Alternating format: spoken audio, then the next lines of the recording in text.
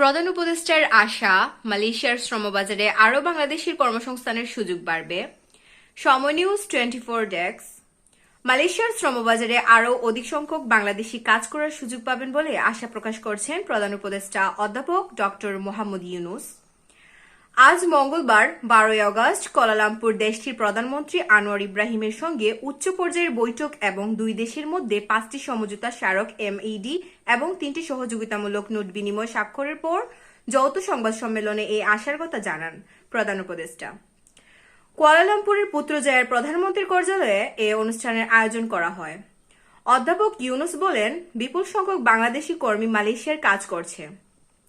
তারা উপার্জিত অর্থ দেশে পাঠান, যা তাদের পরিবারের সদস্যদের জীবনযাপন, সন্তানের লেখাপড়া এবং ভালো শিক্ষা গ্রহণের সহায়তা করছে। আমরা আশা করি বাংলাদেশের জন্য এই দরজা খোলা থাকবে এবং আমাদের দেশের আরও অধিক সংখ্যক তরুণ তরুণী এখানে কাজ করার সুযোগ পাবেন। বাংলাদেশের কর্মীদের মালয়েশিয়ার কাজ করার সুযোগ দেওয়ার দেশটির প্রতি কৃতজ্ঞতা প্রকাশ করে তিনি আরও বলেন, মালয়েশিয়ার জনগণ তাদের সঙ্গে পরিবারের একজন সদস্য এবং বন্ধুর মতো আচরণ করে। এতে তারা খুব খুশি। তারা অর্থ উপার্জনের পাশাপাশি এখান থেকে অনেক কিছু শেখে, যা দেশে ফিরে যাওয়ার পর নিজের ব্যবসা দাঁড় করাতে সহায়ক হয়। মালয়েশিয়ার ব্যবসায়ীদের বাংলাদেশে বিনিয়োগের আহ্বান জানিয়ে অধ্যাপক ইউনুস বলেন, আমরা বাংলাদেশকে একটা উৎপাদক কেন্দ্র হিসেবে গড়ে তুলতে চাই। আপনারা বাংলাদেশে বিনিয়োগ করুন এবং প্রযুক্তি নিয়ে আসুন। আমাদের মানব সম্পদকে কাজে লাগিয়ে আপনারা পণ্য উৎপাদন করে বিদেশে রপ্তানি করতে পারেন। একটা টেকসই অর্থনীতি গড়ে তোলার লক্ষ্যে বাংলাদেশকে বিনিয়োগ ও ব্যবসার জন্য উন্মুক্ত করা হয়েছে বলে তিনি উল্লেখ করেন।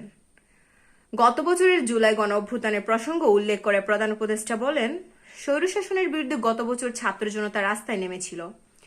আন্দোলনের মুখে স্বৈরশাসক বিদায় নিয়েছে। এরপর নতুন সরকারের দায়িত্ব নিয়ে ধ্বংসপ্রাপ্ত দেশে স্থিতিশীলতা ফেরাতে আমরা সহযোগিতা খুঁজছিলাম। আর তখন মালয়েশিয়ার প্রধানমন্ত্রী আনোয়ার ইব্রাহিম বন্ধুর মতো আমাদের পাশে দাঁড়িয়েছিলেন। তিনি আমাদের শক্তি জুগিয়েছিলেন।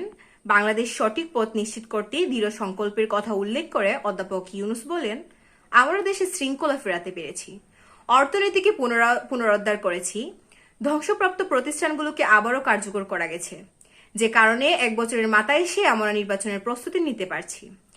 আগামী ফেব্রুয়ারি মাসে জাতীয় নির্বাচন অনুষ্ঠানের কথাও জানান তিনি। প্রধান উপদেষ্টা রোহিঙ্গা সংকট নিরসন এবং এশিয়ানের সদস্যপ্রাপ্ত প্রাপ্তির জন্য মালয়েশিয়ার জোরালো সমর্থন চান। সংবাদ সম্মেলনে মালয়েশিয়ার প্রধানমন্ত্রী আনোয়ার ইব্রাহিম আশা প্রকাশ করে বলেন, দুই দেশের মধ্যে বিদ্যমান চমৎকার সম্পর্ক উভয় দেশের জনগণের ভাগ্য উন্নয়নের সহায়ক হবে।